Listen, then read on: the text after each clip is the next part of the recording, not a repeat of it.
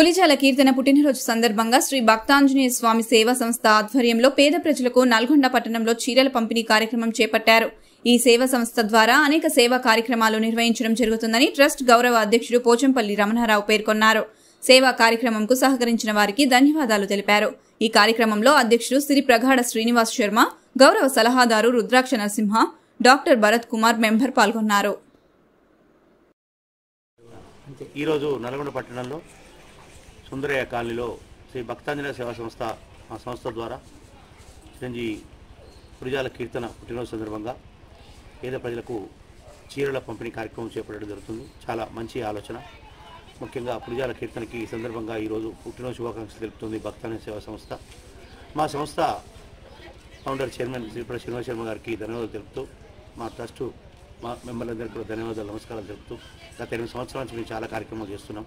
పేద ప్రజలకి ముఖ్యంగా స్కూలు పిల్లలకి, ఇలాగే అనాథాశ్రమంలో వృద్ధులకి, హాస్పిటళ్లలో ఎక్కడున్న కార్యక్రమాలు మాకు తోచినంత విధంగా దాతలు మాకు సహకరించినా కూడా దాతలకు కూడా ఈ వేదిక ద్వారా ధన్యవాదాలు నమస్కారాలు చెప్తూ, మా సొంతంగా కూడా మేము కూడా ఇంకా సమయాన్ని వెచ్చించి ధనాన్ని కూడా మేము పక్కన పెట్టి ఈ కార్యక్రమాన్ని ముందు తీసుకెళ్తున్నాం.